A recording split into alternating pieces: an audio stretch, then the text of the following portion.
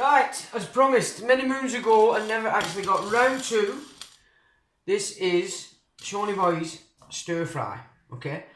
So first, I've just cut a load of asparagus heads off. Obviously, they need to go in first because you want them to soften a bit. So I've got dripping. As I said, don't use Lloyd because it stinks, so that's dripping. That's the best that I've tried by far. And then of course there's a blob of butter. I've been using that from Lidl. It's a third of the price of Lurpak and it tastes no different, believe me, and it's salted. So there's that as well. So that's now just in the pan. Just waiting for that stuff to melt before I put in the chicken. Now you don't have to use chicken, you can use beef, you can use pork, you can use anything you feel like, just chop it up, because of course you've got to keep in mind it's not in for that long, so you want it to cook through. So the way I do it is I'll let this melt, so it's dripping in butter, and then straight away then I'm going to put in oh shit, I've just thought I can't time myself because I'm using my phone. Oh, that's not good. So this is going to have to be done on the fly. So Shawnee Boy is going to be, yeah, so that might be interesting. Because I usually do it to a set piece. 3 minutes with the meat on one side, and then 3 minutes on again, and then I start to put in all the other ingredients. So I like to make sure that the meat's at least half cooked before I start putting everything else in. So that's how I do it. Now we're nearly ready there. So that's melted nice. So what I want in now. So here I've got my thing. We've got onions. We've got ginger, which doesn't go in until the last couple of minutes, and we've got there's my chicken. And there is my garlic. So I'm going to put a bit of garlic in there from get-go. Get a bit of flavour going in juices. And then of course in goes the chicken. So the chicken is now in. Break that up. So I start off hot with the pan, which obviously you're going to get that chicken, you want to make sure it's getting done. So start off quite hot so I can get the chicken done, and then we turn it down because you don't want to burn anything. So I think you can see that. See, I've made a cock up now because I can't use iMovie because it's not in my computer anymore. And Apple are being smart and won't let me download any new gadgets. So I'm a bit stuck. I can't edit videos at the moment, so it's just going to have to be on the fly as we go. And it should, like I said, take about 20 minutes. But honestly, it's obviously being a bloke, I'm not really interested in fannying around. I just want it quick as possible, least effort, but as the best I can put in and cook myself. So it's all fresh, the chicken's fresh from the butchers. I've got all the veg today off the market, so it's all as fresh as you can get. I always tend to use the market rather than the supermarkets because of course it's fresh, it's grown here, and it's not been sprayed with glyphosate, which all the stuff you get at supermarkets nowadays has. So it's well worth soaking it if you're using supermarket veg or even fruit overnight with some the vinegar, that apple cider vinegar, and it should pull it off quite well, I'm told, by an expert in that. Not that I really do bother with that. I always buy my veg, like I said, on the market. So there we've got the asparagus heads are in. You just need that extra time because they're quite hard. But the key to this is it's the flavours that you're going to add to this. So even if you don't like certain veg, it doesn't matter, because it's the flavours that you're going to put in with it. Pretty much covers any taste of all what you're putting in, yet you do get a flavour of it all, and it's absolutely amazing. I don't put the herbs or anything in until later. You don't actually want to cook them to death because you want to get the benefits from them. We've got balsamic vinegar as well, which I like to put in. It just gives it a kick. And then we've got some Mediterranean veg, which I'm lazy today. I've bought it pre-prepped in a packet from Lidl, and that really does spring it up a little bit and gives you a bit of crunch. Then you can use carrots, you can use any vegetable at all in these stir fries. You really can. And again, if you're using carrots, anything that's rock hard, you want to get them in pretty early so that they get in the heat from the get-go. And that way, by the time you get to the end of 20 minutes, everything's pretty well cooked. It's not raw, which has got to be good. So now I'm just going to flip them over. And once I've achieved this, then we can crack on and start putting everything else in. I just like to make sure that this, whatever meat I'm putting in, gets the heat. Because once you start putting everything in, of course, you're all fighting for the heat. So it's just better to be absolutely sure. And away you go. So, I mean, for blokes, but the thing is with this, it's so beneficial to you, to your colon, to your stomach. A couple of days of eating this, maybe 2 or 3 days, and your whole system just cleans. And without any meds, without any kind of herbs even, it's just natural, fresh, and it does the world of good for your digestive system. Chicken, of course, is great if you don't want to put weight on, because again, a few days of eating this, and it's surprising how the fat just starts to disappear off your body, and you haven't had to do any silly dieting, and you haven't had to do any exercise even, you know. You can actually deal with your body just by what you eat, which has got to be good. Definitely, we're still on, that's good. So just give this side 3 minutes. I can put in a little bit of balsamic. Again, I try Italian every time on anything I can buy. It's no, you know, it's got no crappy additives in. And that's anything from Italy. They're just so much more advanced in the cooking methods than the rest of Europe, UK and America, which of course is full of garbage. So there we go, we've got that in now. So now, what we've got here, we've got broccoli, but the stem broccoli, not necessarily the big head, but it doesn't matter. We've got potatoes, which I've cut into sort of chips, and then we've got mushrooms. I mean, chestnut mushrooms I like because they're full of testosterone, amongst many other benefits that they give you. They really do give you a lot of benefit with these mushrooms, and add to the taste like you wouldn't believe. You know, on the occasions that I miss eat mushrooms, which I do sometimes, not because I'm meant to, it does affect the taste of the overall and texture of everything quite a bit, a lot more than you think. Now also here I've missed, I should have put the onions in first. So that's onion. I think there's a bit too much onion here, but I do like onion, so I'm not actually that bothered. So we've got that in there now, and I'll flip it all over because we've had so the meat's had 3 minutes on one side, turned over 3 minutes on the other, and that just makes sure that there's nothing undercooked, especially the meat, because you're using white meat, pork or anything like that. You do need to make sure it's cooked, as you could be in for problems. And I've never had a problem all the time I've been doing this, so that's good. So next we get some salt in. I use the Himalayan sea salt because I do find it's very tasty, as opposed to a lot of the others. I used to use sea salt, but once I realised that it can actually over thicken your blood, that's not a good idea. It's alright if you drink alcohol, of course, because you've always got thin blood. But me, I don't take Canadians or anything like that, and I don't drink alcohol. So I need to make sure I'm not thickening my blood up.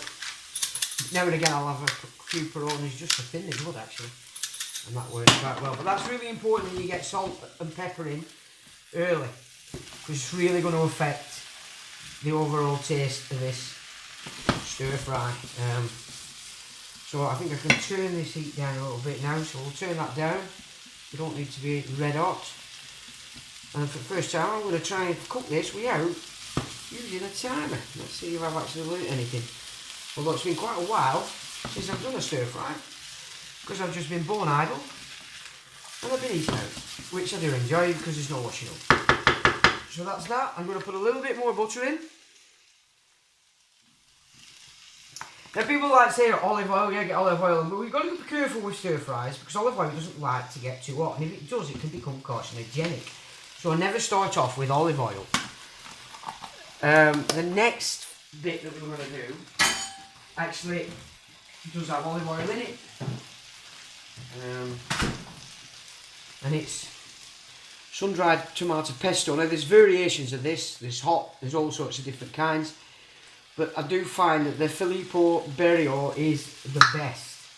That's affordable anyway. Let's put it that way. I'm not saying it's the best out there, but it's the best that I've actually used. So I want to be putting quite a good bit of this in. As I said, it's got olive oil in it as well. So it's giving it a little bit extra juice.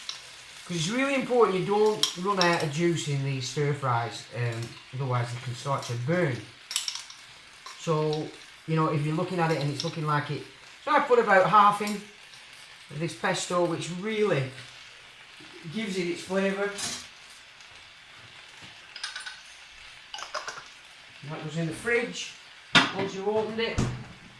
And that'll last you a good week before you have to get rid. But obviously, if you're making these every day, you're not going to have any problems here at all. Well, that's the fact. So I'm going to just give it a good stir. Get everything together. I might need to heat up a little bit actually.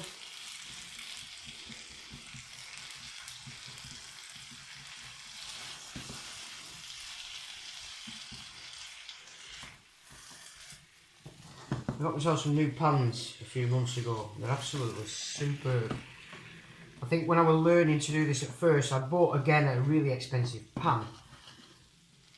But because I weren't putting enough oil in, I kept burning it, and it ended up where things were sticking to the bottom. And it were quite, I didn't enjoy doing it, so I've got myself a new set of pans. And so far, although I haven't done much in these new ones, I haven't had any problems. You don't seem to. But I think the problem again as well is if you're cooking on electric hob, it's a specialist kind of pan you have to get. It has like a pad underneath and that spreads the heat.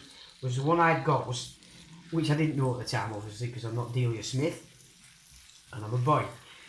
So I don't really care about these things. But I've got the wrong kind of pan for electric, so I don't think that will dissipate in the heat properly around the pan, and probably why in one particular area everything started to stick.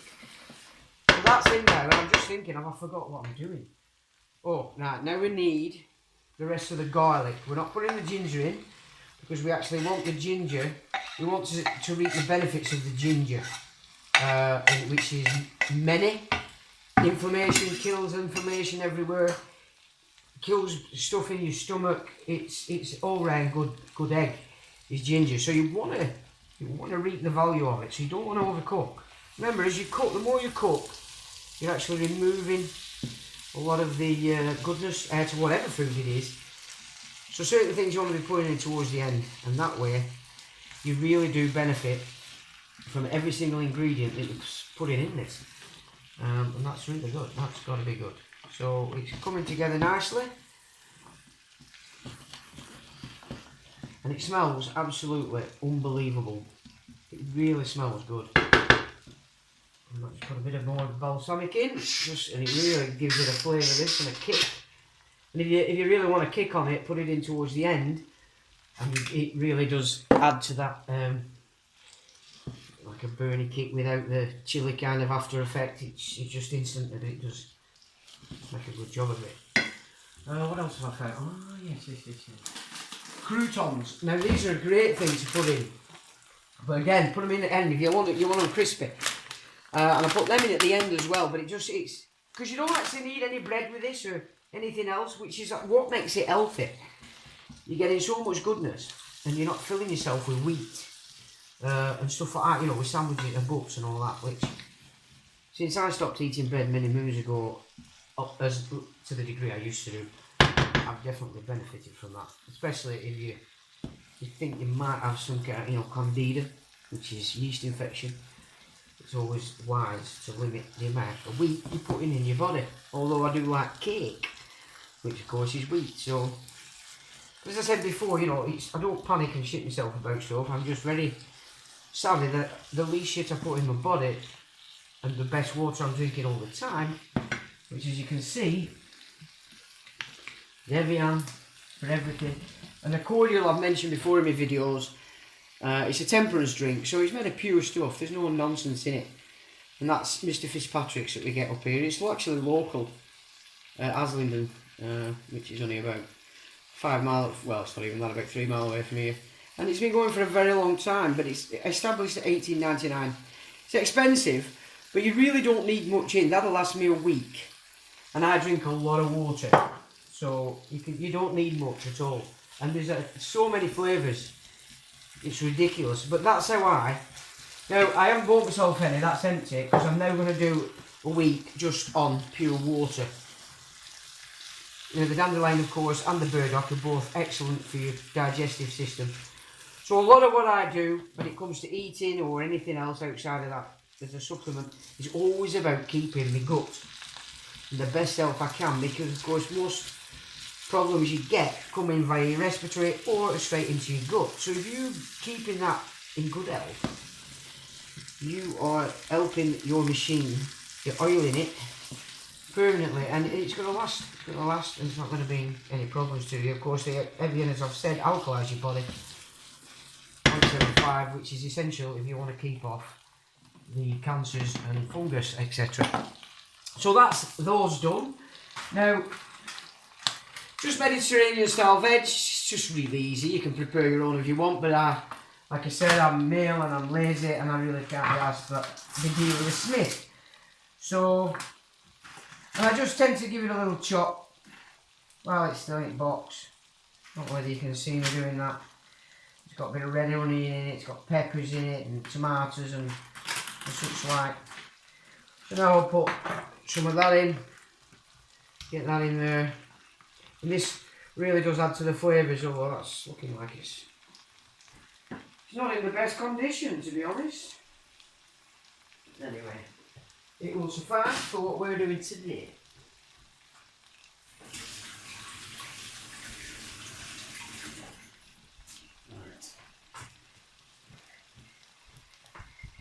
Chop that up very well. Look at that now. Now there's a pepper. Ooh. Okay. Right. And just get that mixed in and around. I'm not going to need any olive oil in this. Plenty of oil in it. So that's important. Just make sure you don't let your pan dry out, keep it. So you've got butter option, you've got to put a bit more. I never tend to put any more dripping in fairness. If I'm adding anything, it's butter, and then if it's later on in this cook, then I'll stick in some olive oil. And I've got tons of Greek, I've got all sorts of olive oils, and they do all make a different flavour to it. So it is important that you understand they are different. And I always tend to go for the best. I don't go for cheap olive oil because they're messing with that as well. So that's again something else to keep in mind when you're purchasing your stuff. You soon get into it. It took me a while. It took me about 3 months before I had any idea what I was doing.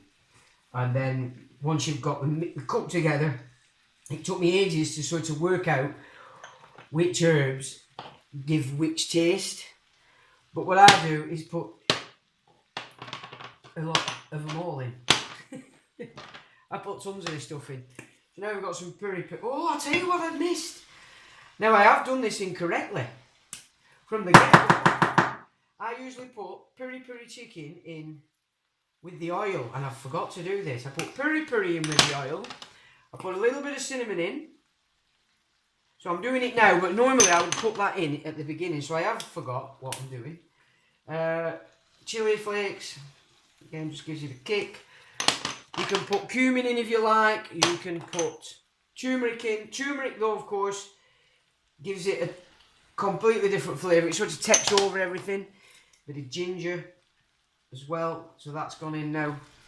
We'll give that a mix. So now remember, they're not herbs then. They're seasonings that I've put in there. The herbs are coming in later so that we get the benefit, the full benefit of the medicine, because you know medicinal, all herbs are medicinal, remember that. So a little bit of them all every day is going to keep your body with everything it needs. It's not going to be short of anything, which is good. And so I approach it just like a mechanic would approach servicing any vehicle. He's looking after. So rather than have a panic at the end of it with a major illness, if you can just give these little bits every day, you're not going to come a cropper, fingers crossed. Because of course it's very dangerous these days to be going into these big places that we've all paid for that are now acting contrary to what they're supposed to be doing. But we all know that anyway, so that's that. That's pretty much coming to fruition now. I can't remember how long this has been on, but so I'm going to have to leave a little bit more. Just put a bit of black sesame seed in there as well. Because everything has its own value, it has something to give you. We can put a bit of fennel. You don't need much, and remember, so it took me a while to work out which ones have the most potent taste, but some of them do, and that's just something you have to work out, trial and error. I've got a bit of coriander here. I mean, I've got more seasoning than you can imagine. It's because it matters, but more importantly, they all have some kind of health benefit. Saffron there for me milky coffee, which is very good. Now you've got fenugreek, very potent if you want to really affect the taste of it. You've got star anise. All these different herbs give a different taste, and there's a lot of seasonings with mushrooms in, etc. Again, it's all down to what you want. You've got paprika, you've got all these different kinds of herbs that you can buy, and they all have their own specific taste, so it will take a bit for you to work that out. But you will work it out eventually. And as I say, it took me 3 months to work out how to cook, which, I mean, it's a long time, isn't it? But I wasn't really paying attention, because of course I was rebelling against the fact that I started cooking.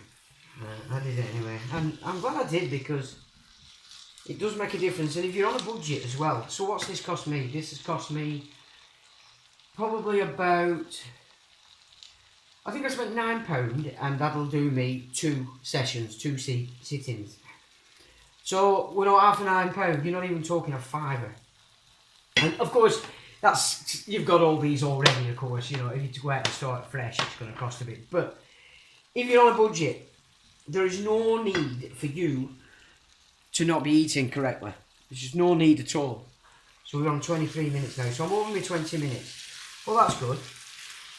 Right, I forgot you have to do it on there. Right, so we'll just give that another do. Now what I'm going to do is add some croutons, as many as you want obviously, but just gives you a little bit of a crunch. You want to get them in at this stage because you want to wrap them up in all them flavours. Now we get in with the herbs, okay, so time, wrong way, and don't be shy, you know what I mean, there's no set anything. Remember, more importantly with what you're doing with these meals, it's not so much how lovely it is, although they are delicious, it's all about how can I get the most benefit from every time I have to cook. And here we go. So last thing we're going with these because you want to get the benefits. As I said, sage is excellent.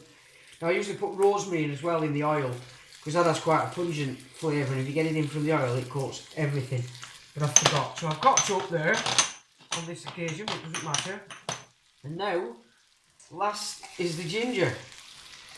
As I said, this is for the benefit of the ginger is what you're doing that for. You don't want to cook it.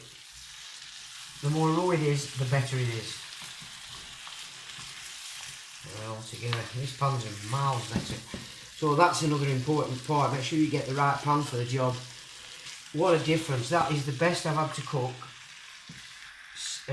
since I've ever been cooking, because of this new pan. That's really excellent. I'm well impressed with that. Well impressed. And I got these from Lidl again. Lidl is just so underrated. The quality of the stuff they sell is way better. I can't speak for Aldi because I don't go Aldi, but I don't like how Aldi playing along with all the bug scripts, so I don't go to Aldi for that and that alone. Have I put everything in now? I think I have. So that's everything in. It's simmering away, happy as Larry. All I need now is a plate. And we get in there. So off goes that. Don't know whether you can see me do this. I'll put it here, you probably can. Don't want to put it too close because of course it might. Wow. Wow, wow, wow. Wow, well impressed with this pan. It's absolutely amazing. So there you go.